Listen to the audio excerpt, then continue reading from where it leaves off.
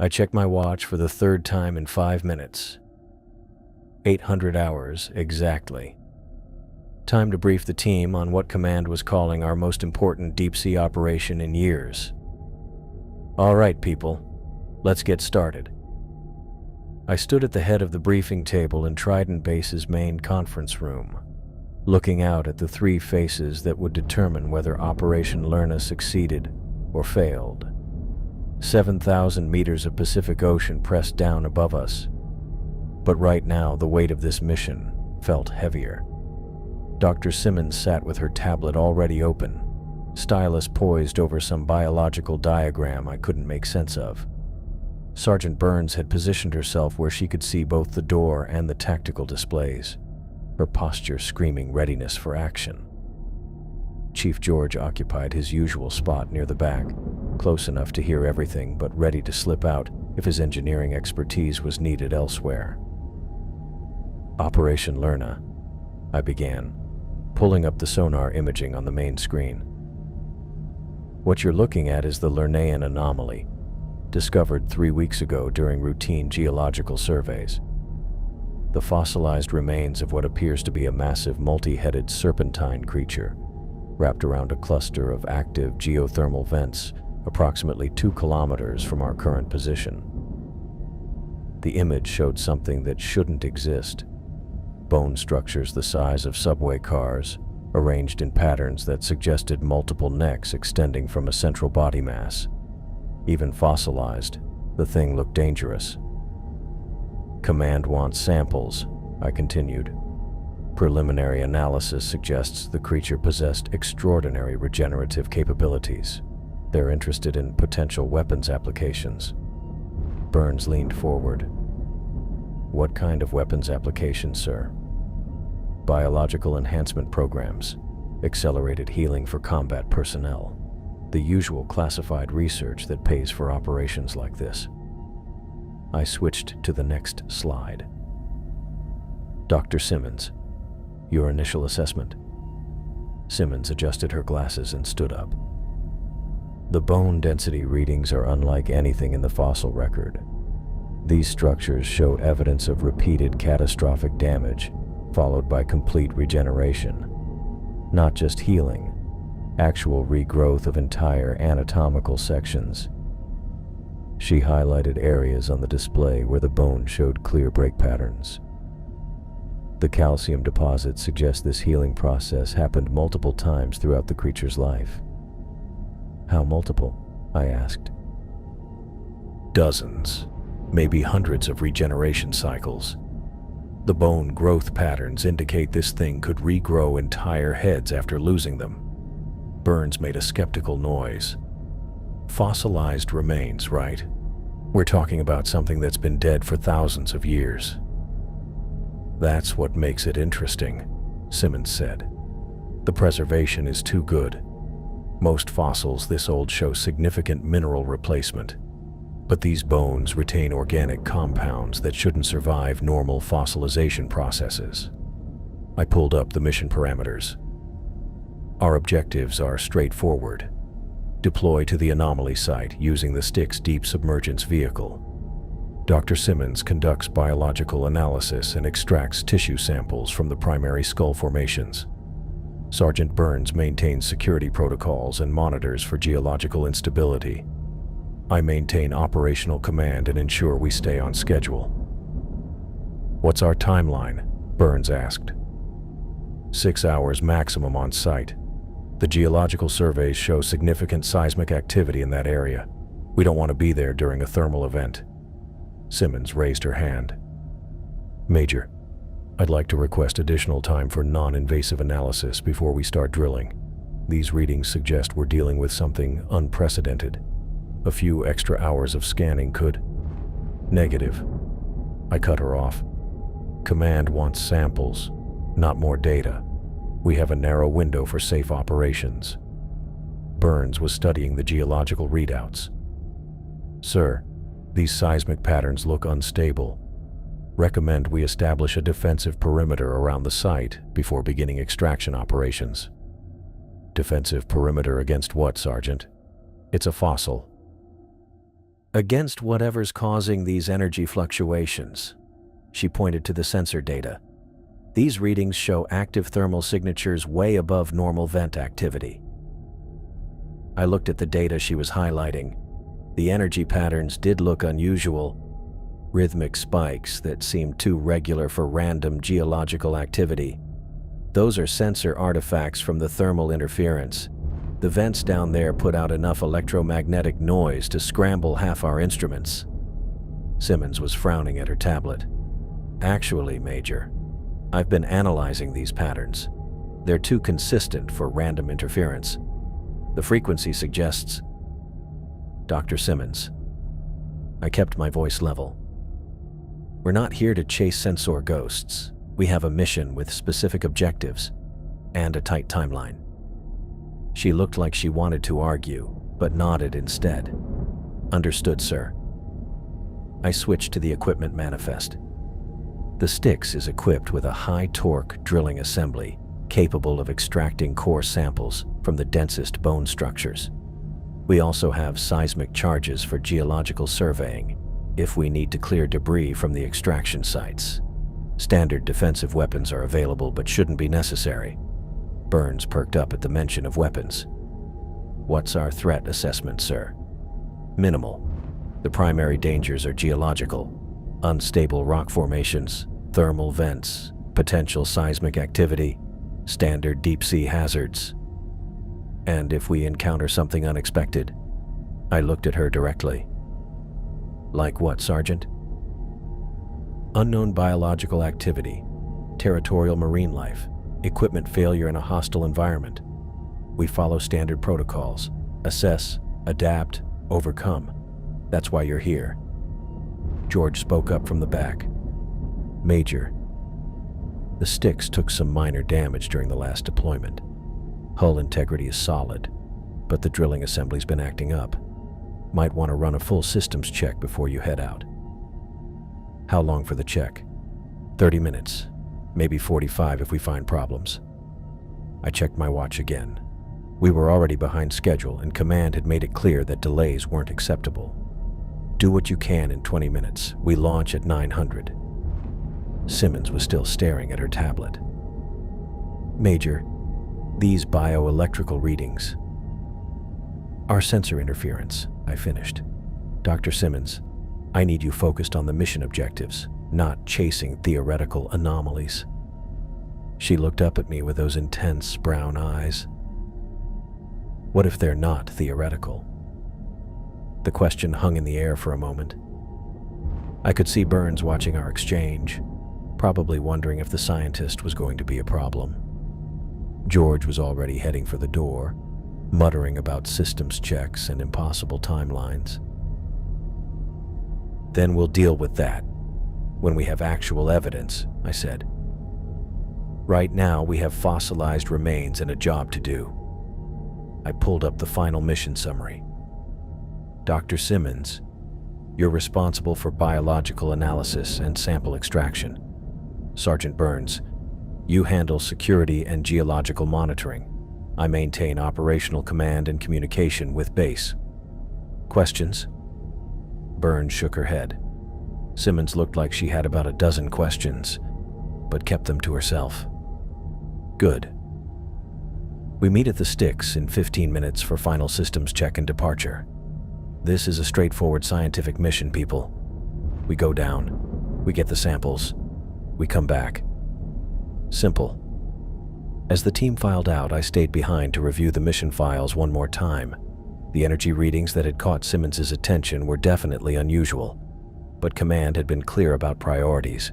They wanted biological samples that could advance their research programs, not more theoretical analysis of sensor data. Still, something about those rhythmic patterns bothered me. Too regular for random thermal activity, too consistent for equipment malfunction. But fossilized remains didn't generate bioelectrical signatures. That was basic science. I closed the files and headed for the Styx Bay. Whatever was down there, we'd know soon enough. The Styx's engines hummed steadily as we descended through the black water, our floodlights carving a narrow tunnel of visibility through the crushing darkness. 7,000 meters down and still falling. The depth gauge numbers kept climbing in that hypnotic way that always made me think about all that water pressing in from every direction. "Approaching target coordinates," I announced, adjusting our descent angle. 200 meters and closing." Simmons leaned forward in her seat, fingers dancing across the bioscanner controls. "I'm picking up the thermal signatures from the vents. Energy output is consistent with the geological surveys." Burns kept her eyes on the perimeter displays, watching for anything that moved in the darkness beyond our lights. "Sonar's clear. No contacts except the seafloor formations." The bone cathedral materialized out of the black, like something from a fever dream. Our floodlights swept across massive curved structures that shouldn't exist. Fossilized vertebrae the size of shipping containers, rib formations that created natural archways through the rock. And the skulls. 9 distinct skull formations, arranged in a rough circle around the central geothermal vents, each one easily the length of a city bus. "Jesus," Burns muttered. That thing was huge. I maneuvered the sticks closer, using the lateral thrusters to position us above the primary fossil cluster. The central skull formation dominated everything else, nearly 30 meters of bone that had somehow survived whatever catastrophe killed this creature. The preservation was incredible. Too incredible, really. Most fossils this old looked like rock formations, but these bones still had the smooth curves and detailed surface textures of living tissue. "Bioscanners active," Simmons reported, recording tissue density measurements and mineral composition. The calcium phosphate concentrations are off the charts. These bones were incredibly dense when the creature was alive. I watched her work, noting the way her eyes lit up behind those wire-rimmed glasses. This was what she lived for, the chance to study something completely new. "What's your assessment of the regeneration evidence?" "Extensive. I'm seeing clear break patterns in at least 6 of the skull formations, followed by regrowth sequences. The bone growth rings suggest rapid healing, weeks rather than months for complete regeneration of major structures." Burns was still scanning the perimeter. "Thermal signatures are stable, just the vents putting out heat like they should. No movement anywhere." I guided the sticks into position directly above the largest skull, using the precision thrusters to hold us steady against the thermal currents rising from the vents below. The drilling arm extended automatically, its high-torque assembly gleaming under our work lights. "Positioning for sample extraction," I announced. "Dr. Simmons, where do you want the first core sample?" She studied her scanner readings, highlighting different areas of the skull formation. "The temporal region shows the highest bone density. That's where we'll find the best preserved tissue samples." I was adjusting our position when Simmons made a sharp noise. "Major, I'm getting some unusual readings from the main geothermal vent." "Define unusual." "Bioelectrical patterns. Very faint, but they're pulsing in regular intervals." She frowned at her display. "The frequency is extremely low, 1 pulse every 30 seconds or so." Burns looked over from her station. "Bioelectrical from a fossil?" "That's what doesn't make sense. Dead tissue doesn't generate electrical activity." Simmons adjusted her scanner settings, trying to get a clearer reading. "But the pattern is too regular for random geological activity." I checked our mission timeline. We'd been on site for 12 minutes, with 5 hours and 48 minutes remaining. Could be interference from the thermal vents. All that electromagnetic noise down here plays hell with sensitive equipment. Maybe. But Simmons didn't sound convinced. "Major, I'd like permission to investigate these readings before we begin drilling. Just 15 minutes of additional scanning." Burns shifted in her seat. "Sir, I'm seeing some structural instability in the surrounding rock formations. These thermal vents are putting out a lot of energy, and the whole area looks geologically active.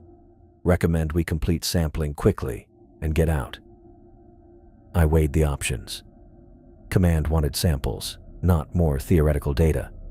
But Simmons had good instincts, and those bioelectrical readings were definitely outside normal parameters. 15 minutes, Dr. Simmons. Then we drill and extract." "Thank you, sir." She immediately began adjusting her scanner array, focusing on the main vent beneath the largest skull formation. I used the time to study the bone cathedral around us. The arrangement wasn't random. The skulls formed a deliberate pattern around the central vent cluster, like the creature had been coiled around its heat source when it died. The necks would have extended outward from a central body mass, creating a defensive perimeter around the thermal vents. "Major," Simmons called out, "the bioelectrical readings are getting stronger. The pulse frequency is increasing, now every 20 seconds. Equipment malfunction?" "I don't think so. The pattern is too consistent, and it's synchronized with thermal fluctuations from the primary vent." Burns was getting restless. "Sir, whatever's causing those readings, we should get our samples and analyze them back at base. This whole area feels unstable." I checked the time. 15 minutes exactly. "Dr. Simmons, position the drilling target. We're starting extraction." She hesitated, then highlighted the temporal region of the central skull. "Drilling coordinates locked in. But Major, these energy readings will be analyzed along with the tissue samples." I engaged the drilling arm's positioning system, watching the high-torque assembly align with Simmons's target coordinates. "Sergeant Burns, monitor for any changes in geological activity." "Roger that, sir." The drill bit made contact with the fossilized bone, and I activated the extraction sequence. The high-torque motor engaged with a grinding vibration that transmitted through the Styx's hull, a deep mechanical sound that seemed to echo through the water around us. "Drilling commenced," I reported. "Penetration rate is normal for this bone density." The bioelectrical readings on Simmons's scanner suddenly spiked, jumping from barely detectable to off-scale in seconds. "Major, the energy signature just..." The entire cavern floor erupted in violent tremors. The Styx bucked and rolled as massive shock waves rippled through the seafloor, sending chunks of rock and debris tumbling into the darkness below. I fought the controls, trying to keep us steady as the drilling arm continued its work. "What the hell?" Burns grabbed her console as another tremor shook us. "Seismic activity is going crazy." The bone cathedral around us groaned and shifted. Ancient structures that had stood for millennia, suddenly moving under the stress of whatever we'd awakened. I could see cracks spreading through the largest skull formation, right where our drill was biting into the temporal bone. "Major!" Simmons's voice was sharp with alarm. "The bioelectrical readings, they're not coming from the bone. They're coming from beneath it." I fought the controls as another massive tremor slammed through the Styx, the whole submarine bucking like an angry horse. The drilling arm was still locked into the bone when the seafloor decided to rearrange itself, and I could hear metal grinding against fossilized calcium in ways that definitely weren't covered in the manual. What the hell is happening down there? Burns had her hands braced against her console, trying to keep her displays steady enough to read. Simmons was practically glued to her bioscanner, her face lit up by readings that were climbing into ranges I'd never seen before. The energy signature just spiked beyond measurement. This isn't interference anymore. Something's generating massive bioelectrical activity. I yanked the drilling arm controls, trying to retract the assembly before the tremors tore it apart. The high-torque motor screamed in protest as chunks of ancient bone broke away from our drilling site, tumbling into the black water like falling buildings. "Major, thermal readings are going crazy."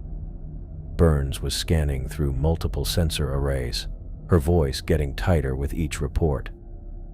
I'm showing heat signatures rising from at least 6 different vent locations. Temperature spikes are off the charts. The bone cathedral around us groaned and shifted. Massive structures that had stood unchanged for millennia, suddenly moving under stresses that shouldn't exist. Cracks spread through the largest skull formation like lightning, radiating out from where our drill had bitten into the temporal bone. "Retract the drilling arm," I ordered, fighting to keep us positioned as the thermal currents turned violent. "We're getting out of here." That's when the primary vent exploded. A column of superheated water erupted from directly beneath the central skull, carrying with it debris and steam and something else that made my brain refuse to process what I was seeing. Through the churning chaos of bubbles and rock fragments, pale flesh emerged from the vent opening. Living flesh, covered in scales that pulsed with bioluminescent patterns. The head that rose from that impossible depth was the size of a city bus, equipped with rows of needle-sharp teeth and eyes that tracked our movement with predatory intelligence. Its neck stretched up from the vent like some nightmare version of a periscope, pale skin glowing with internal light that had nothing to do with our floodlights. "Contact." Burns was already reaching for the weapons controls. "Hostile biological, bearing 090, range 50 meters. I stared at the thing through our forward viewport, watching those massive eyes focus on the sticks with unmistakable intent. This wasn't a fossil. This wasn't dead tissue preserved in unusual conditions. This was a living creature that had been sleeping beneath the bone cathedral, and our drilling had woken it up. "Engaging target," Burns announced, and the Styx's rotary cannon opened fire. The high-explosive shells tore through the creature's neck in a spectacular display of destruction, each impact sending chunks of flesh and scales spinning through the water. Burns kept the trigger down, following standard threat engagement protocols with mechanical precision. The massive head jerked and twisted under the assault, dark fluid streaming from multiple wounds. The final burst severed the neck completely. The enormous head tumbled away into the darkness below, leaving behind a stump of torn flesh that leaked black blood into the superheated water. "Target neutralized," Burns reported, but she didn't sound satisfied. She sounded confused. I was already engaging the emergency ascent systems, pushing the Styx's engines to maximum power. "We're leaving. Now." "Major, wait." Simmons hadn't looked away from her bioscanner, and her voice carried a note of horror that made my stomach drop. "The thermal signature at the wound site. It's not fading. It's getting stronger." Through the rear cameras, I watched the severed stump where the creature's neck had been. The flesh was bubbling and steaming in the superheated water, convulsing with movements that looked disturbingly purposeful. "What are you seeing, Dr. Simmons?" "Cellular regeneration at an impossible rate. The wound site is showing massive energy consumption, drawing heat directly from the thermal vent." Her voice got quieter as she processed what her instruments were telling her. "Major, the tissue is rebuilding itself." The stump erupted in a violent convulsion of growing flesh. Within seconds, 2 fully formed heads emerged from the wound, smaller than the original, but moving with aggressive, coordinated purpose. Both sets of eyes locked onto the ascending Styx immediately. "Jesus Christ," Burns whispered. It grew back twice." I pushed the engines harder, watching our depth gauge climb as we rose through the black water. Behind us, both heads were giving chase, their serpentine necks extending upward with fluid grace that made them look like they belonged in this crushing environment. "Burns, what did you just do?" "I followed standard engagement protocols," but her voice cracked slightly. "High explosive rounds, center mass targeting, sustained fire until threat neutralization." "You made it worse." Simmons was tracking the pursuing heads on her scanner. "Each wound triggers a regeneration response. The creature doesn't just heal, it multiplies." I could see Trident Base's lights in the distance above us, still thousands of meters away but getting closer. The two heads were gaining ground, moving through the water with predatory efficiency that our damaged submarine couldn't match. "How fast can this thing regenerate?" I asked. "Based on these readings, complete regrowth in under 30 seconds, and each new head appears to be fully functional immediately." Simmons looked up from her scanner. "Major, if this creature has been feeding off geothermal energy for extended periods, there's no telling how large it could grow." Burns was watching the pursuit through her tactical display. "Both contacts maintaining pursuit vector, range decreasing. They're tracking our heat signature and electrical emissions." I opened the comm channel to Trident Base.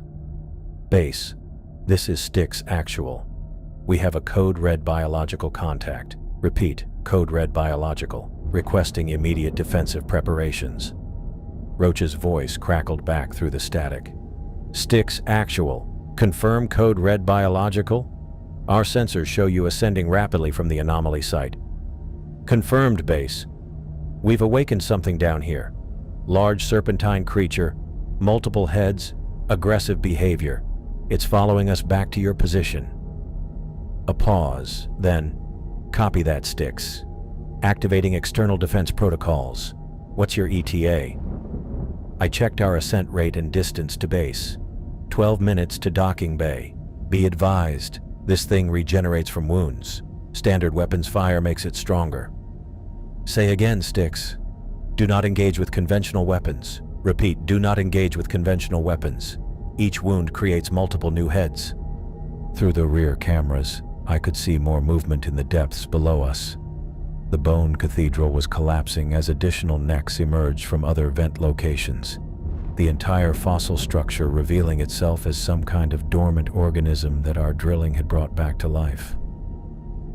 "Major," Simmons said quietly, "I don't think we found a fossil at all. I think we found something that was hibernating." The Styx's hull groaned around us as we climbed through the black water, and I could feel every damaged system fighting to keep us alive. The drilling arm hung twisted and useless from our starboard side, torn apart when that first head erupted from the vent. Half our external sensors were dead, leaving blind spots in our defensive coverage that made my skin crawl. "Contact bearing 270, range decreasing," Burns called out, tracking the pursuing heads through what sensors we had left. "They're gaining on us." I watched her finger hover over the weapons controls, knowing exactly what she wanted to do. Negative on defensive fire. "We've seen what happens when you shoot this thing." "Sir, they're getting closer. If they catch us, they'll catch us faster if you turn two heads into four." I kept my eyes on the depth gauge, watching the numbers climb toward Trident Base's position. Still 3,000 meters to go. "Dr. Simmons, what are you seeing back there?" Simmons had her face pressed to the rear observation port, studying the creature through the external cameras. "The regeneration process is incredible. Each wound site draws thermal energy directly from the vent network through some kind of biological conduit system." Through the rear cameras, I could see what she meant. The creature wasn't just chasing us. It was growing. The two heads that had regenerated from Burns' attack were now full-sized, and I could make out additional movement in the depths below. More necks were emerging from the collapsed bone cathedral, the entire structure revealing itself as some kind of dormant organism. "How big is this thing?" I asked. "I'm tracking at least 12 distinct head formations now, all connected to a central body mass that's still mostly buried in the vent system." Simmons adjusted her scanner settings, trying to get clearer readings through the thermal interference. "Major, this isn't just a large predator. It's a colonial organism that's been using the geothermal vents as a power source." Burns was getting more agitated as she watched the pursuit. "Sir, request permission to engage. Maybe concentrated fire can overwhelm the regeneration process." "Absolutely not. I opened the comm channel to Trident Base. Base, this is Styx Actual. Emergency ascent in progress, requesting immediate defensive preparations. Roach's voice came back tight with concern. Styx Actual, we're tracking your rapid ascent. What's your status? We've got a massive biological contact following us back to base. Serpentine creature, multiple heads, aggressive behavior. I need you to activate external defense systems immediately. A pause. Sir, did you say multiple heads? Confirmed. And Roach, this thing regenerates from wounds. Each injury creates additional heads. Do not engage with standard weapons until I give specific authorization. Copy that, Styx. Activating external defense protocols now. What's your ETA to docking? I checked our ascent rate against the distance remaining. The Styx's damaged engines were pushing hard, but we were still moving too slowly. 8 minutes to emergency bay. Be advised, this creature is tracking our heat signature and electrical emissions. Through the rear cameras, I watched more heads emerge from the depths below us. The bone cathedral was completely collapsing now. Ancient structures crumbling as the living organism beneath them stretched and expanded. What we'd thought was a fossil site had been a hibernation chamber. Major, Simmons said quietly, the creature's total mass is increasing exponentially. Each new head formation requires massive energy input from the thermal vents, but once established, they become self-sustaining. How many heads are we looking at? Based on the vent network size and energy output, potentially dozens, maybe more.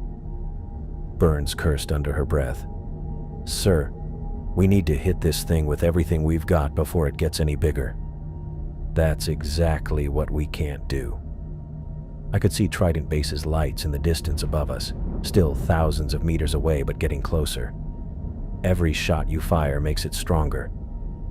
The Styx shuddered as something massive moved through the water below us. Through the hull, I could hear a low-frequency sound that seemed to vibrate through my bones. Some kind of communication between the creature's heads. Base, this is Styx. We're being actively pursued by hostile biological. Range is decreasing. Recommend all non-essential personnel move to secure areas. Roger that, Styx. Chief George is standing by in the emergency bay for immediate damage assessment. I pushed the engines harder, watching temperature gauges climb into the red zone. The Styx wasn't built for this kind of sustained emergency ascent, especially not with the damage we'd taken. But we didn't have a choice. Contact range now 400 meters and closing, Burns reported. Sir, they're moving faster than our maximum ascent rate. Through the rear cameras, I could see the lead heads clearly now. Massive serpentine forms that moved through the water with fluid grace. Their scales pulsed with bioluminescent patterns that created an eerie light show in the darkness behind us. Dr. Simmons, any biological weaknesses we can exploit? The regeneration process requires constant thermal energy input. If we could somehow cut the creature off from the geothermal vents... She trailed off, studying her scanner readings. But the connection appears to be biological rather than physical. Some kind of energy transfer system I don't understand. Trident Base loomed larger above us, its external lights creating a welcome beacon in the crushing darkness. I could see the automated defense turrets emerging from their housing, tracking systems already locked onto the pursuing creature. Base, this is Styx requesting immediate docking clearance.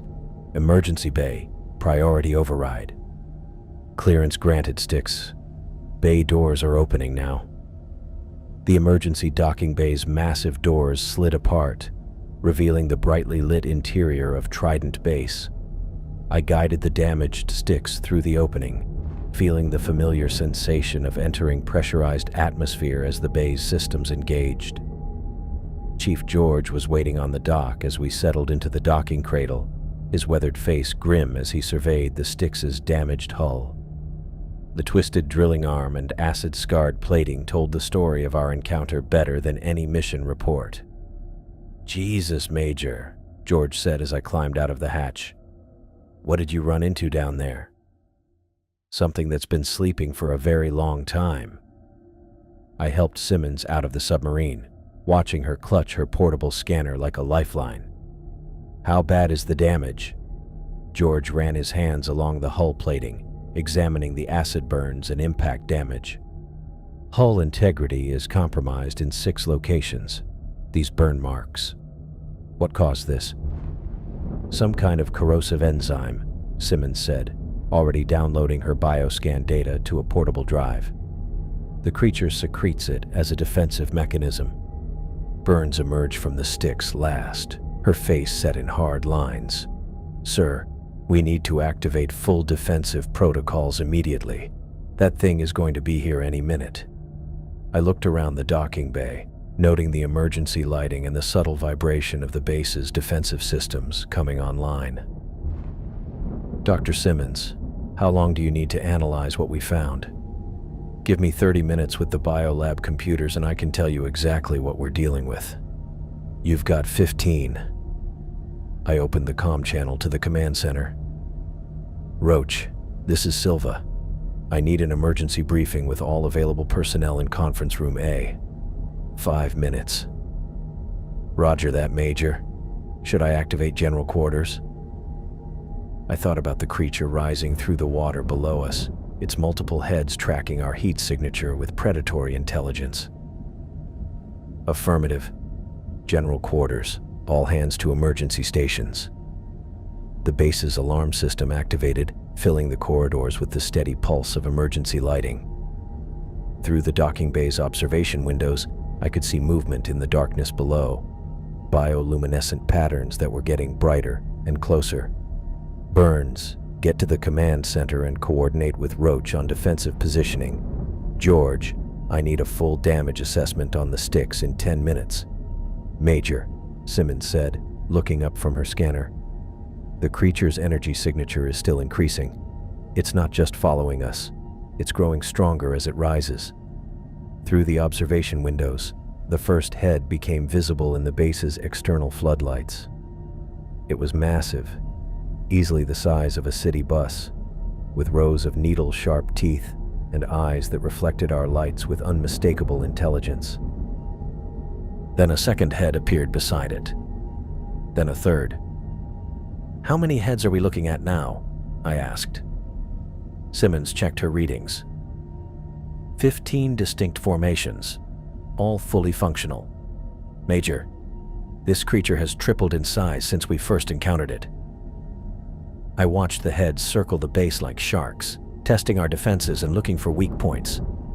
The automated turrets tracked their movement, waiting for authorization to engage. "Sir," Burns said, "request permission to activate all defensive systems. Concentrated firepower might overwhelm the regeneration process." I looked at the creature through the observation windows, then at Simmons's scanner readings showing exponential growth patterns. Every instinct I had said to fight, to use our superior firepower to eliminate the threat. But I'd seen what happened when we shot this thing. "Negative. No weapons fire without my direct authorization." "Sir, that thing is going to breach the hull if we don't. It's going to breach the hull faster if we turn 15 heads into 30. I headed for the conference room, knowing we had minutes to figure out a solution that didn't involve making our problem worse. "Dr. Simmons, bring everything you've got. We need answers, not more firepower." Behind us, the creature's heads pressed against the observation windows, studying the interior of Trident Base with the patience of something that had been waiting for thousands of years. I watched the Hydra through the observation deck's reinforced windows, and the thing moved like it was thinking. Not just hunting or feeding, actually thinking. Its heads weren't randomly attacking the base.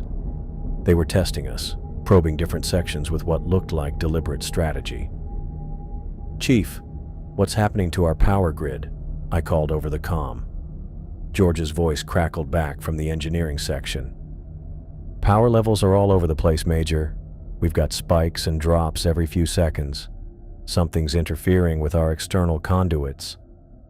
Through the thick glass, I could see exactly what was causing the interference. 3 of the creatures' heads were positioned around our main electrical housing, their serpentine necks coiled around the external power feeds. They weren't trying to destroy the conduits.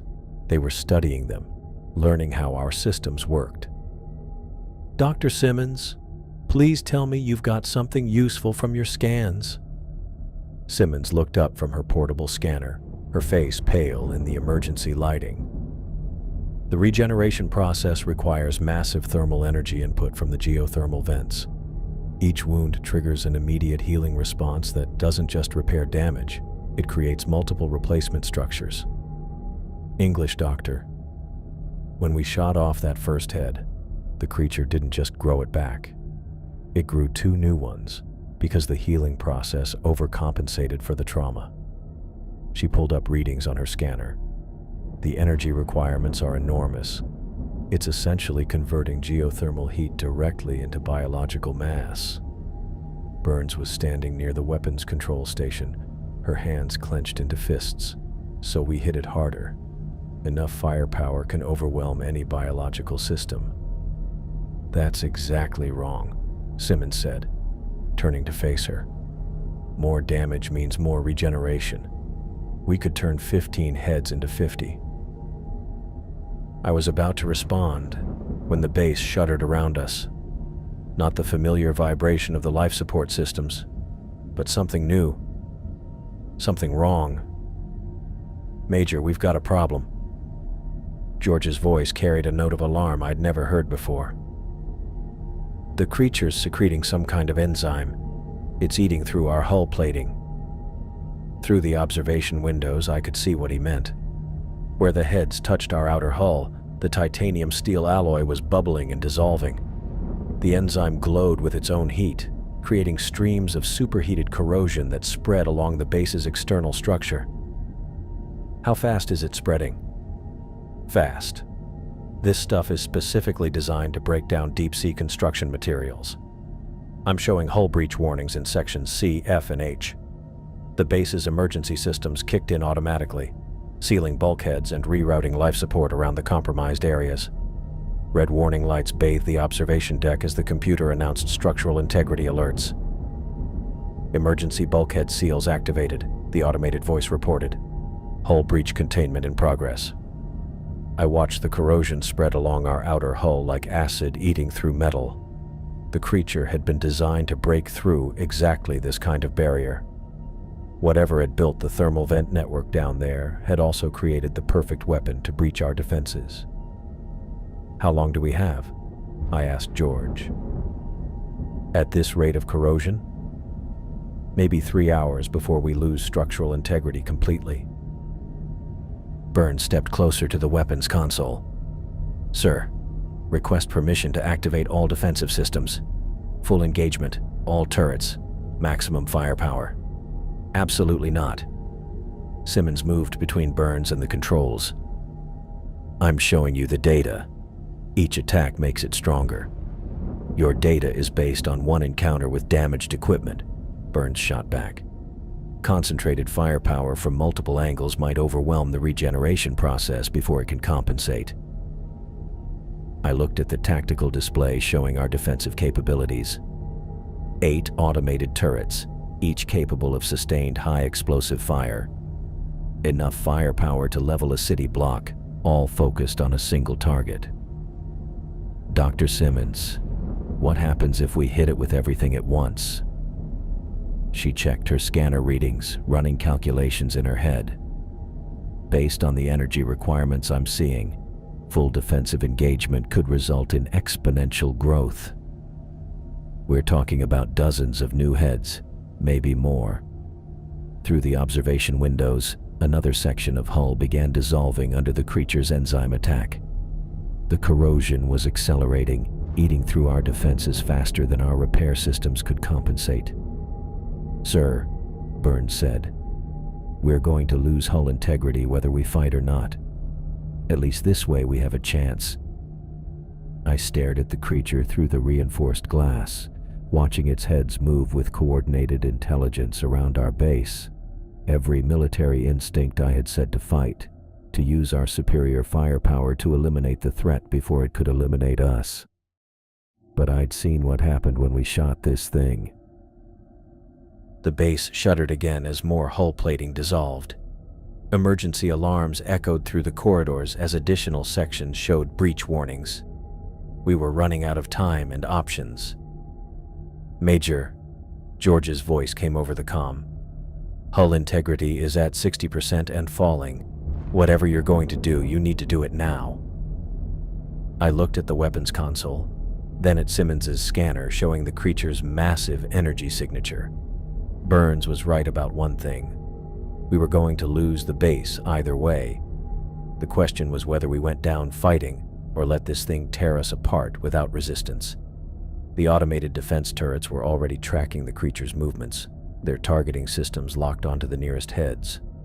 All they needed was authorization to engage. "Sir?" Burns was waiting for the order, her hand hovering over the activation controls. I thought about the creature's intelligence, the way it had tested our defenses before attacking. It knew exactly what it was doing.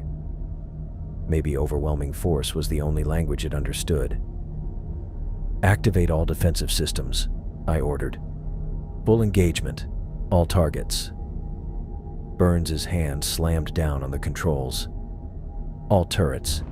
Engage hostile biological contacts. Authorization Silva Alpha 7. The base's automated defense turrets rose from their concealed housing, 8 massive weapon systems emerging from the outer hull. Their targeting computers locked onto the creature's heads with mechanical precision, tracking the serpentine movements through the dark water. "Turrets online and tracking," Burns reported. "Multiple targets acquired." Through the observation windows, I could see the turrets rotating to face the creature. The Hydra's heads turned toward the emerging weapons, those massive eyes reflecting our lights with unmistakable recognition. It knew what was coming. "Fire," I ordered. The turrets erupted in synchronized thunder, 8 massive weapon systems unleashing concentrated hell on the creature surrounding our base. High explosive rounds tore through serpentine necks with brutal efficiency, sending chunks of pale flesh spinning through the dark water. For 30 seconds, I thought we'd made the right call. The nearest head took a direct hit center mass, the explosion ripping through bone and tissue until nothing remained but a ragged stump. Another burst caught 2 heads simultaneously, the overlapping blast radius shredding both necks down to their base connections. "Multiple targets neutralized," Burns reported, her voice tight with satisfaction. "Concentrated fire is working." Through the observation windows, I watched several more heads get blown completely apart by the sustained barrage. The creature's bioluminescent glow flickered and dimmed where the wounds appeared, like lights going out across its massive form. Then the stumps started moving. "What the hell?" Burns leaned forward over her targeting display. "Major, the wound sites are showing activity." I pressed against the reinforced glass, watching the severed necks convulse with purposeful motion. The ragged tissue wasn't just healing, it was expanding, growing, splitting apart like some nightmare flower blooming in fast motion. "Cease fire," I ordered. "All turrets, cease fire immediately." "Sir, we're making progress. Just need to maintain." "Cease fire now." The turrets fell silent, but the damage was already done. Where we'd destroyed 5 heads, 10 new ones were emerging from the wound sites. Not the massive bus-sized formations we'd been fighting, but smaller, faster versions that moved through the water with vicious agility. "Jesus Christ," Burns whispered. Simmons was frantically adjusting her scanner settings, trying to track what was happening. The regeneration process is accelerating.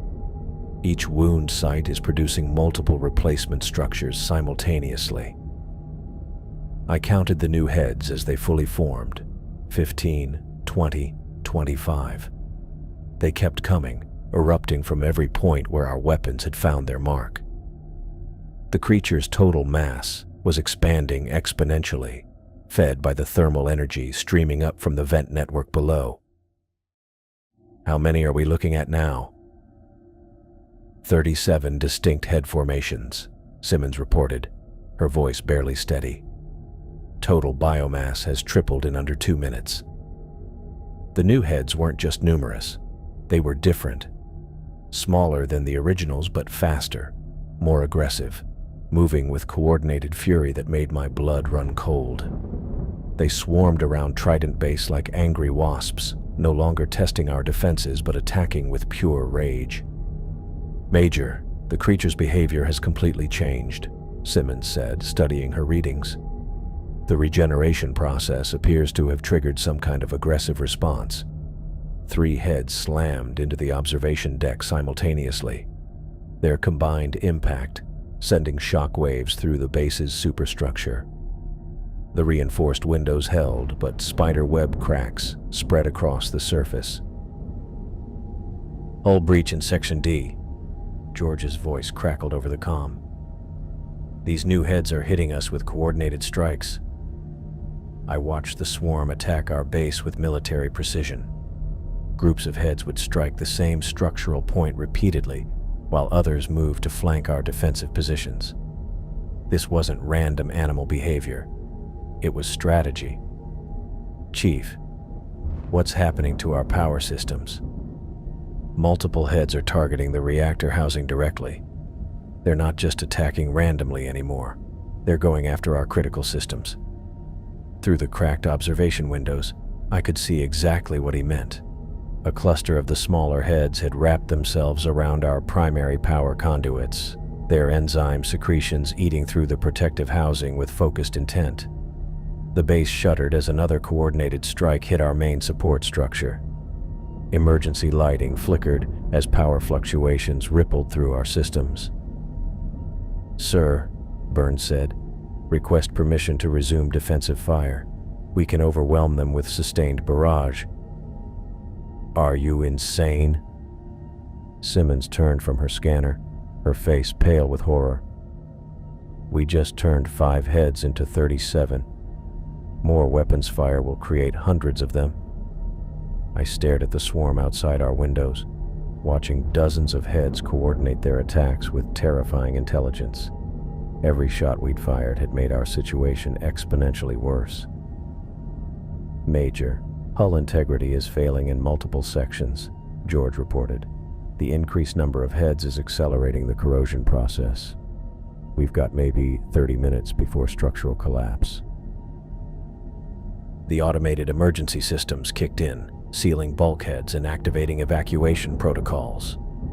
Red warning lights bathed the observation deck as the computer's voice echoed through the corridors.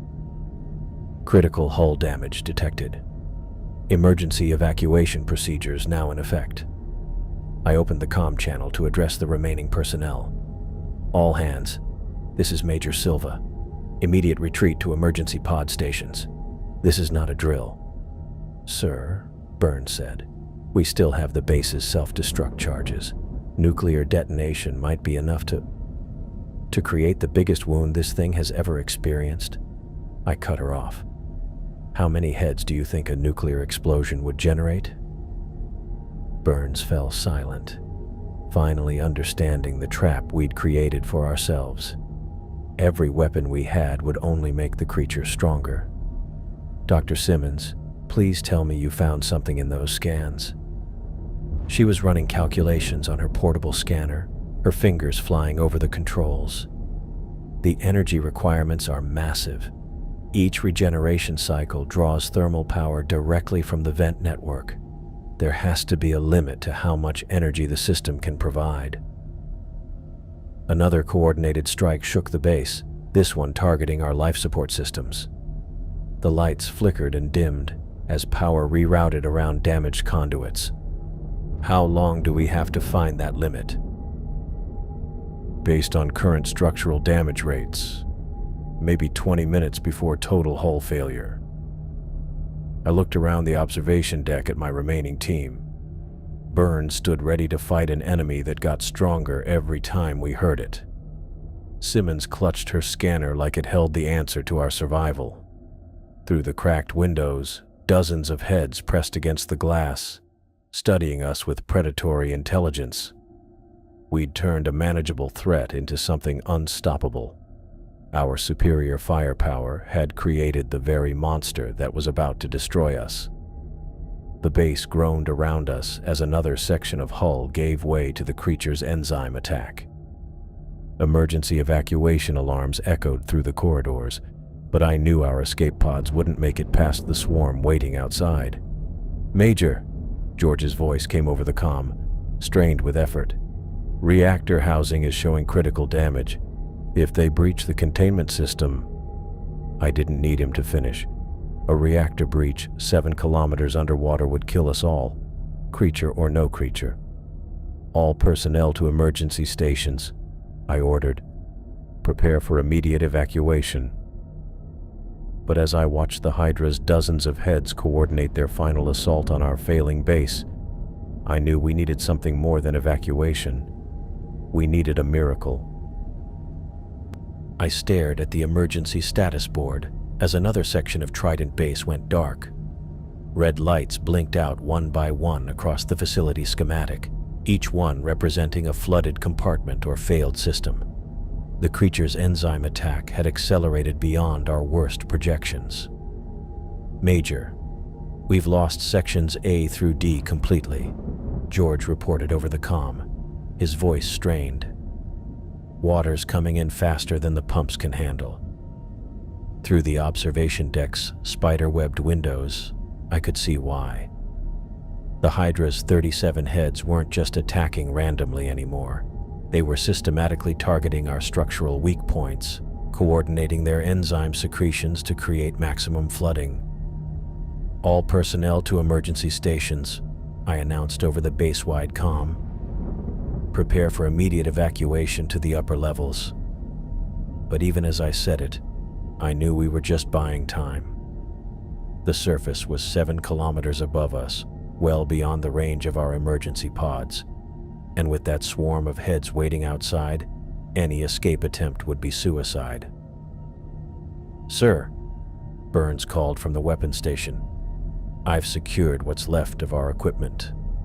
Emergency rations, survival gear, and 3 functional pulse weapons." I nodded, though pulse weapons wouldn't help us against something that multiplied when you heard it.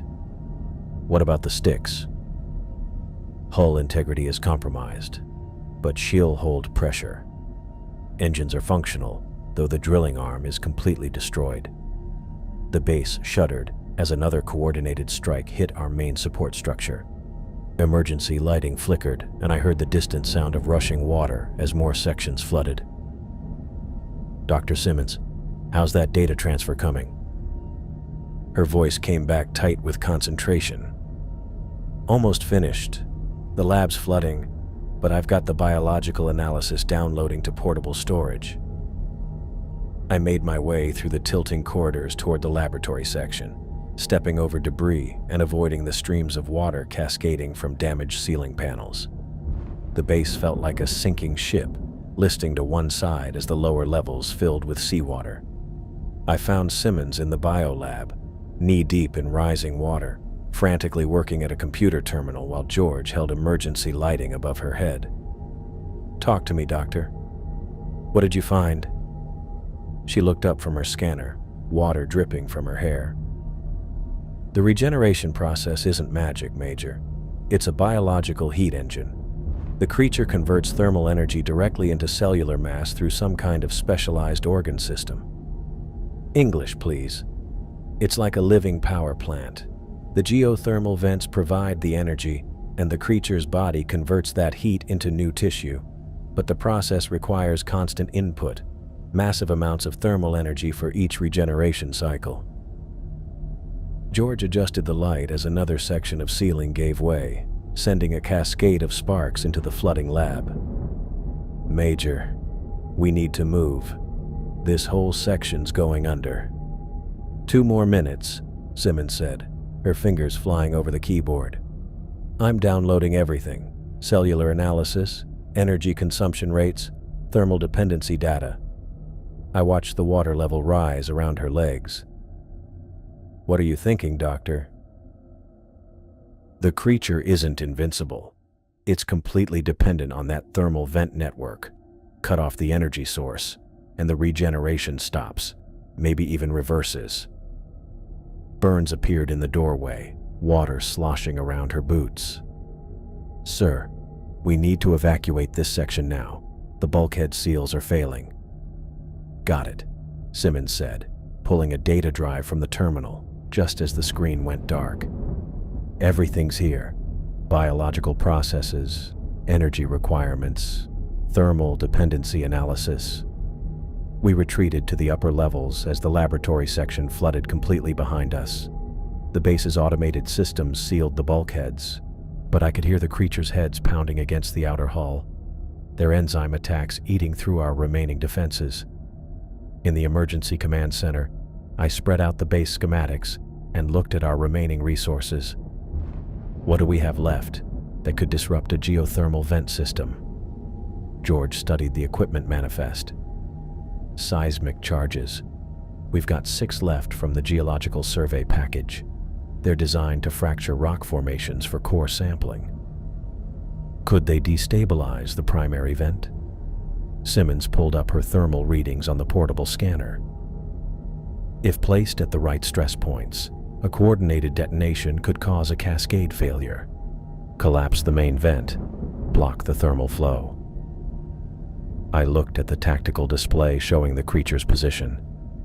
Its main body mass was coiled directly around the primary geothermal vent, with dozens of heads forming a defensive perimeter around the entire area. Someone would have to carry those charges right into the middle of that thing. Burns stepped forward without hesitation. I'll do it. Sergeant, this is my fault, sir. I turned 5 heads into 37. I should be the one to fix it. I studied her face, seeing the guilt and determination there. It's not about fault, Burns. It's about who has the best chance of completing the mission. The charges have to be placed at precise geological stress points, Simmons said, checking her scanner readings. I need to be there to identify the exact locations. Absolutely not. You're not trained for combat operations. And you're not trained in geological engineering, she shot back. Place those charges wrong, and you'll just create more thermal vents instead of collapsing them. The base shuddered again as another section gave way to the creature's assault. Through the emergency command center's small porthole, I could see bioluminescent patterns pulsing in the dark water as the Hydra's heads pressed closer. Major, George said, whatever we're going to do, we need to do it fast. Hull integrity is down to 20%. I looked at the Styx's status readout. Damaged but functional, with enough power for one last mission. The seismic charges could be loaded into the modified torpedo tubes, set for simultaneous detonation. Here's the plan, I said, making the decision that would probably kill us all. Burns pilots the Styx to the primary vent. Simmons identifies the placement points for maximum geological impact. I coordinate from here and trigger the charges if something goes wrong. Sir, you should come with us, Burns said. If the base fails, someone needs to maintain communication and handle the detonation sequence. If you can't make it back, I'll trigger the charges remotely. Simmons was already copying her data to multiple drives. The thermal dependency information has to survive even if we don't. This creature isn't unique. There could be others. I watched her work, seeing the same dedication that had driven her to stay in the flooding lab. How long do we have before the base fails completely? Maybe 15 minutes, George said. The creature's targeting our reactor housing now. If they breach containment. He didn't need to finish. A reactor breach at this depth would vaporize what was left of Trident Base and everything in it. "Load the seismic charges," I ordered. "We launch in 5 minutes."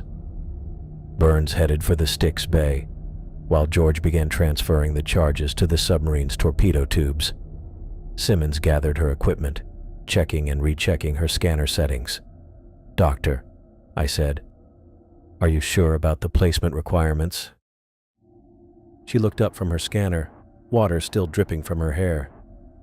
"The creature's energy system has specific thermal intake points. Hit those, and the whole network collapses. Miss them, and we just make it angry." Through the command center's porthole, I could see the Hydra's heads moving with coordinated purpose around our failing base. They knew we were planning something. The question was whether we could execute it before they finished tearing us apart. "Major!" Burns's voice came over the comm from the Styx Bay. "Charges are loaded and systems are green. Ready for launch on your order." I looked at the tactical display one last time, calculating angles and approach vectors through the swarm of heads surrounding us. Our chances of reaching the primary vent were minimal. Our chances of surviving the mission were essentially zero, but it was the only plan we had.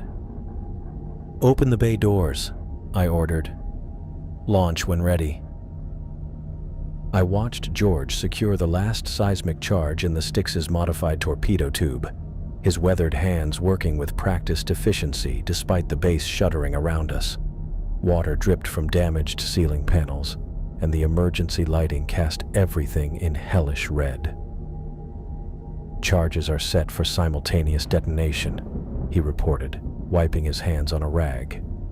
6 charges, coordinated blast pattern.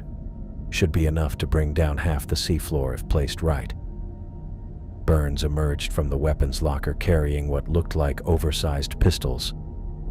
"Regular ammunition's gone, but we've got 3 kinetic pulse weapons. They fire concentrated energy bursts instead of projectiles. Will they work on the creature? Should knock the heads back without tearing them apart. No wounds means no regeneration." She checked the power cells with military precision.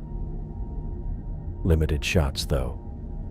Maybe 20 pulses per weapon before they're dead." I studied the tactical display showing the creature's position around our base. 37 heads formed a writhing perimeter, their bioluminescent scales pulsing in coordinated patterns. The main body mass remained coiled around the primary geothermal vent, exactly where we needed to place the charges. "Here's the approach," I said, tracing the route on the display. Burns pilots the Styx through the outer perimeter, using kinetic pulses to create openings. Simmons guides you to the precise placement points beneath the creature's core mass. Drop all 6 charges simultaneously, then get clear before detonation. Simmons looked up from copying data files to a portable drive. "The charges have to hit specific thermal intake points. Miss by more than 10 meters, and we'll just create new vents instead of collapsing the system." "What are our odds of making it back?" She didn't answer immediately, which told me everything I needed to know. "The creature's behavior has completely changed since we attacked it," she finally said. "It's not just defending anymore, it's actively hunting. Those heads are coordinating like a military unit." Through the command center's cracked porthole, I could see exactly what she meant. Groups of heads moved in formation around our base, taking turns attacking structural points while others maintained overwatch. This wasn't animal behavior. "Sir," Burns said, "you should come with us. If the base fails while we're out there, someone needs to coordinate from here and handle the detonation sequence if something goes wrong." I pulled up the remote trigger controls on my console. "If you can't make it back to safe distance, I'll detonate the charges anyway." Burns's jaw tightened. "That's a suicide mission for all of us." "It's a suicide mission regardless. At least this way someone's watching your approach and can adapt if the plan changes." George wiped his hands again. a nervous habit I'd noticed when he was thinking hard. "Major, I could help with the submarine operations. Extra hands for the charge placement. I need you coordinating evacuation of remaining personnel. Get everyone to the emergency pods and as far from the blast zone as possible." The base groaned around us as another section gave way to the creature's enzyme attack. Emergency systems rerouted power around damaged conduits, but I could see we were running out of functional sections. "Dr. Simmons, how critical is this biological data?" She clutched the portable drive like it contained the secrets of the universe. "This creature isn't unique, Major. The thermal dependency patterns, the regeneration mechanisms, if there are others like it, this information could save lives." "Then make sure it survives even if we don't." She nodded, securing the drive in a waterproof case and attaching it to her equipment belt. I opened the comm channel to address what was left of our crew. "All remaining personnel. This is Major Silva. Immediate evacuation to emergency pod stations. Launch when ready and maintain maximum distance from the base." Through the porthole, I watched the Hydra's heads press against our outer hull, their massive eyes reflecting our emergency lighting. The creature had grown beyond anything we'd imagined when this mission started. What had begun as a simple sample collection had become a fight for survival against something that defied every tactical principle I'd ever learned. "Styx is prepped and ready," Burns reported from the submarine bay. "All systems green, charges loaded, kinetic weapons secured." I looked at the mission clock. We'd been fighting this thing for less than 3 hours, but it felt like days. The base's hull integrity was down to 15% and falling fast. "Open bay doors," I ordered. "Launch when ready." The massive doors groaned open, revealing the dark water beyond. Immediately, several of the creature's heads turned toward the opening, their bioluminescent patterns shifting to what looked like an alert signal.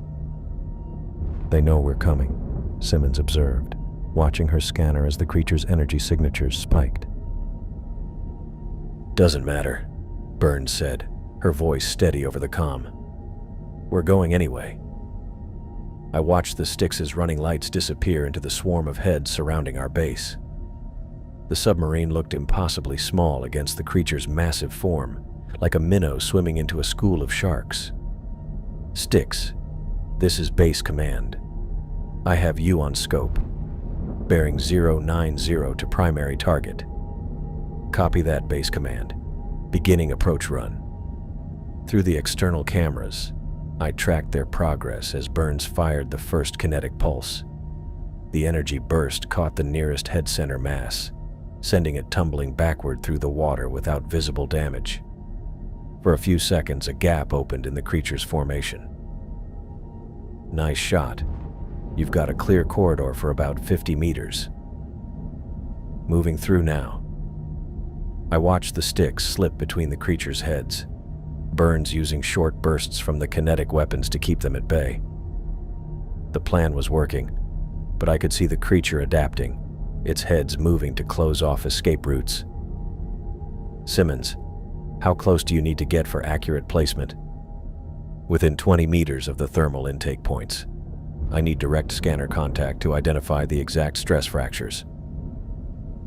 20 meters meant going right underneath the creature's main body mass, through the densest concentration of heads.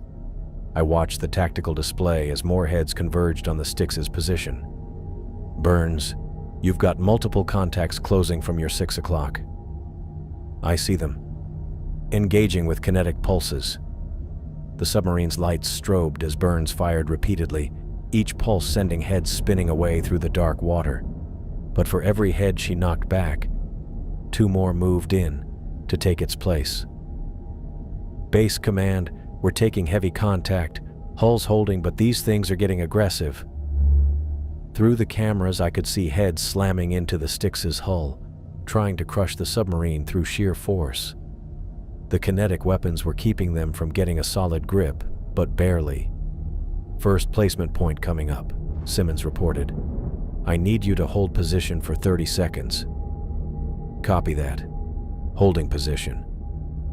I watched Burns fight to keep the submarine steady while heads attacked from all directions.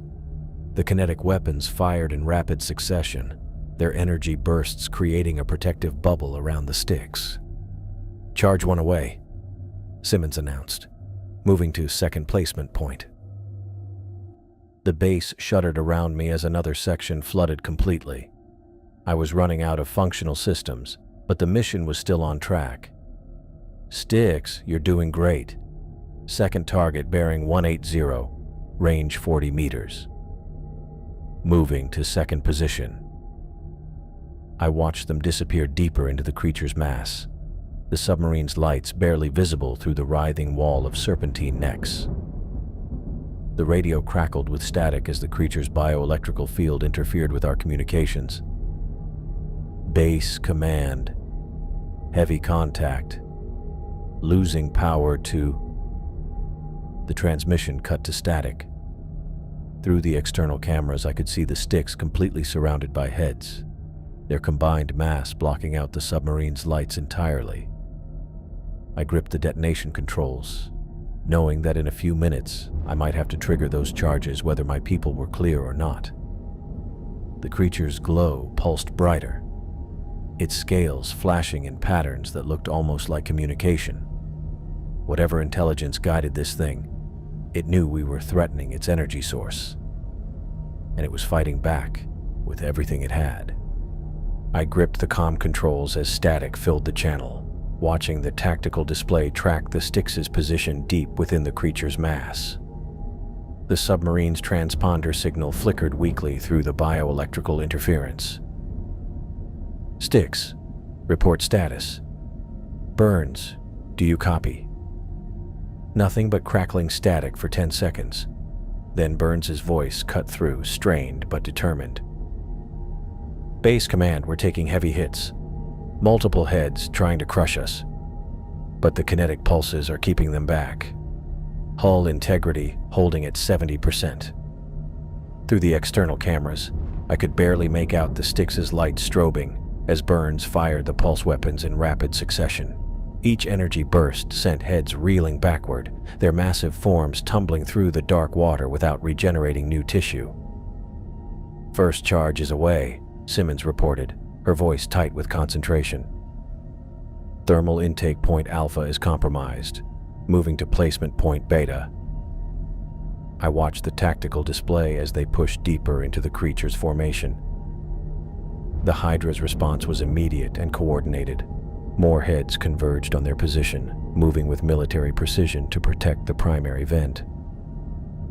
Burns, you've got 8 contacts closing from multiple vectors. Recommend evasive maneuvers. Negative, base command. Simmons needs steady positioning for accurate placement. We're holding course. The base shuddered around me as another section gave way to flooding. Emergency systems rerouted power around damaged conduits, but I could see we were down to maybe 10 minutes before complete structural failure. Second charge away, Simmons announced. Beta point is set, moving to final placement. That's when everything went wrong. Through the cameras, I watched a massive head slam into the Styx from below, the impact sending the submarine spinning. Burns fought the controls, firing kinetic pulses to drive back the attackers, but there were too many now. Base command, we're surrounded. Count 15 heads in direct contact, more closing fast. The submarine's lights disappeared completely as the creature's mass engulfed them. Radio contact dissolved into static, punctuated by fragments of transmission. Hull breach in section. Simmons is multiple contacts. I leaned forward, adjusting the comm settings to cut through the interference. Styx, say again, you're breaking up. Pulled her out, going after charges in place, but the transmission died completely. On the tactical display, the Styx's transponder showed erratic movement, spinning through the water as heads battered the hull from all directions. I opened emergency channels, trying every frequency we had, Burns, Simmons, anybody. Report status immediately. Static. Then faintly, Burns' voice came through with mechanical distortion. Base command. Simmons is outside the sub. Creature grabbed her during placement. She's got the final charges, but... My blood went cold. Simmons was outside the submarine, 7 kilometers underwater, surrounded by dozens of heads that could crush her in seconds. Burns, can you reach her? Negative. Too many contacts. Kinetic weapons are overheating. Power cells down to 15%. Through the cameras, I caught a glimpse of movement in the creature's mass. A tiny figure in a diving suit, barely visible against the Hydra's glowing scales. Simmons was somehow still alive, still moving toward the final placement point. She's going for the primary thermal intake, Burns reported, his voice filled with something between admiration and horror. She's actually trying to complete the mission. I watched the mission timer count down. The charges were set for synchronized detonation in 4 minutes, whether the final placement was complete or not. If Simmons couldn't reach the primary intake point, the explosion would only partially collapse the vent system. Burns, can you provide covering fire? Trying, but the pulse weapons are dying. Maybe 6 shots left before complete power failure. The base groaned around me as more sections flooded. Through the observation deck's cracked windows, I could see heads pressing against the outer hull, their enzyme secretions eating through our remaining defenses. Base command, George's voice came over the internal comm. Reactor housing is breached. We've got maybe 5 minutes before containment failure. 5 minutes until the reactor went critical. 4 minutes until the charges detonated. And somewhere in that writhing mass of heads, Simmons was fighting to complete a mission that would probably kill her. Burns, what's your status on the final charge? Static. Then his voice came back, barely audible through the interference. She's at the primary intake. I can see her scanner working, trying to find the exact placement point, but there are 3 heads circling her position. I gripped the detonation controls, knowing I might have to trigger those charges with my people still in the blast zone. The creature's glow pulsed brighter as more heads converged on Simmons' position, drawn by the threat to their energy source. Burns, you need to extract immediately. Get clear of the blast zone. Negative. Not leaving without Simmons. That's an order, Sergeant. With respect, sir. Screw your orders. Through the static, I heard the distinctive whine of kinetic pulse weapons firing. Burns was using his last shots to drive heads away from Simmons' position, buying her precious seconds to complete the placement. Final charges away. Simmons' voice suddenly cut through the interference, clear and strong. All 6 charges placed at optimal stress points. Thermal cascade failure should occur in 3 minutes. 40 seconds. Outstanding. Now get back to the submarine. Negative, Major. The creature's blocking my return path. Burns needs to extract now while he still has power. I watched the tactical display as the sticks began moving away from the primary vent, its transponder signal growing stronger as it cleared the creature's bioelectrical field. Base command, this is Burns. I'm clear of the blast zone, but Simmons... He didn't finish. We all knew what that meant. Dr. Simmons, report your position. Her voice came back calm and professional, like she was giving a routine lab report. I'm at the primary thermal intake, Major. The charges are perfectly placed. When they detonate, the cascade failure will collapse the entire vent network. Can you reach minimum safe distance? A pause. Then quietly. No, sir. I don't think I can. I stared at the detonation controls, my finger hovering over the trigger. In 2 minutes, those charges would explode whether I activated them or not. But if I waited, Simmons might find a way out. Doctor, you've got 2 minutes. Find cover. Anything that might protect you from the blast. Already working on it. There's a rock formation that might provide some shielding. The base shuddered as the reactor housing took more damage. George's voice crackled over the comm. Major, containment failure in 3 minutes. We need to evacuate the command center. I looked around the flooding control room, water rising past my knees. If I left now, I couldn't coordinate the detonation sequence. If I stayed, I'd go down with the base. Burns, are you clear of the blast zone? Affirmative. Styx is at safe distance. Engines functional. Good. Stand by for detonation. I opened the final comm channel, knowing this might be the last time I spoke to any of them. All stations. This is base command. Seismic charges will detonate in 60 seconds. Brace for massive shockwave. Through the cameras, I could see the creatures' heads moving frantically around the primary vent, somehow sensing the approaching destruction of their energy source. Their bioluminescent patterns flashed in rapid, chaotic sequences. 30 seconds to detonation. The base's emergency lighting flickered as more systems failed. Water poured through damaged bulkheads, and I could hear the distant sound of the reactor's containment alarms. Simmons, are you in position? As ready as I'll ever be, Major. It's been an honor serving with you. I looked at the detonation controls one last time, thinking about the choice between saving one person and stopping a creature that could kill thousands if it ever reached populated areas. 10 seconds. My finger found the trigger. 5, 4, 3, 2. I pressed the button. The shockwave hit like the fist of God.